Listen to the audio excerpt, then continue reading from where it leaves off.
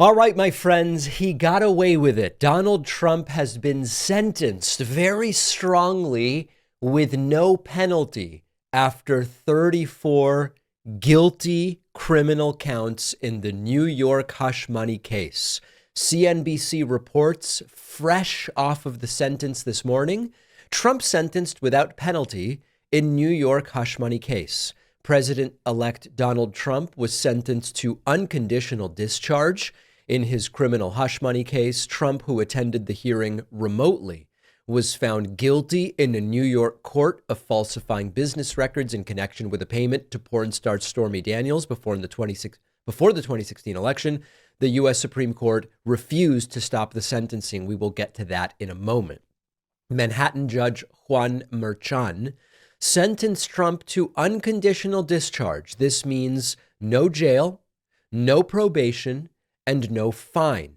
This has been a very terrible experience, said Trump before receiving the sentence.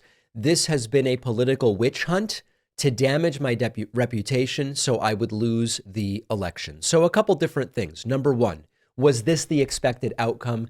Yes, it was. We knew that this was the plan that the judge had, an unconditional discharge. It doesn't reverse the guilty verdict. It doesn't change anything about the facts of the case or the prosecution or the trial. It simply says, you've been found guilty. I am unconditionally discharging you. There is no other business here. We have concluded our business. You have still been convicted, but there will be no penalty. Now, Donald Trump was particularly triggered by all of this because this path, while it ensures Trump will serve no sentence, does not reverse the guilty verdict. And so Trump will now enter the Oval Office as president as a convicted felon. And Trump didn't want that. But the truth is that this is really the outcome that is best for Trump, in the sense of, even a year and a half ago, even 2 years ago, we knew and he knew that he saw winning this presidential election from 2 months ago as his get out of jail free card, as the way to quite literally avoid ending up in prison. Not because you can't do it, but because he was rightly assessing, and so were we, and so was everybody, that if he is president-elect at the time of the sentencing, or even sitting president, the judge, despite all of the allegations from Trump that he's so conflicted and his family this and his clerk that the judge at the end of the day was not going to step in and say, we are going to imprison a president-elect or a sitting president. And that is exactly what happened. So you've got to hand it to him. You know, he was prosecuted, he was convicted, and he won the election. And we all knew that that is his ticket out. It should be mentioned that you can simultaneously believe, as I do, that it would be reasonable to sentence someone convicted in New York on 34 counts of falsifying business records, FBR for short. It would be totally reasonable to sentence someone in that situation to prison time. And also that there was a political aspect to the bringing forward of this case when it was brought forward. It doesn't mean that the case had no merit. It doesn't mean that Trump is innocent. And so my view is not exactly that of legal analyst Ellie Honig, who we interviewed on the show months ago.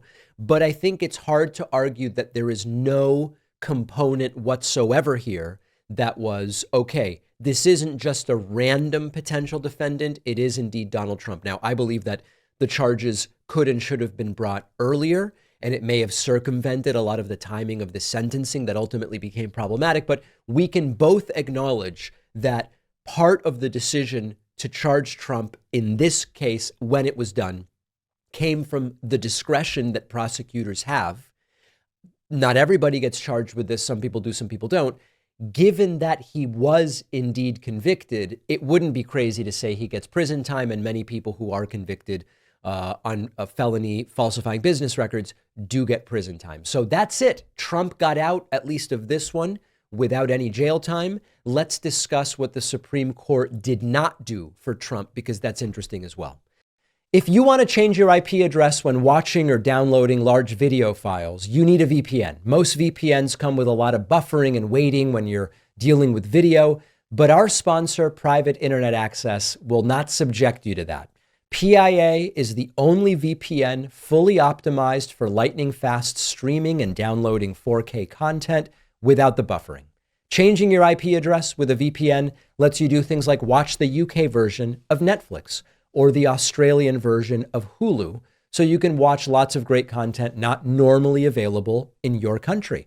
For instance, PIA lets me see a bunch of great Argentinian soccer I can't normally get in the US. They have servers in 91 countries, and with just a single account, you can use PIA on unlimited devices: computer, tablet, phone, TV, game console. If you sign up for PIA today and you don't love it, you can get a full refund anytime in the first 30 days. So try Private Internet Access risk-free and get 83% off, which comes out to just $203 a month plus 4 extra months for free. Go to piavpn.com/Pacman. The link is down below.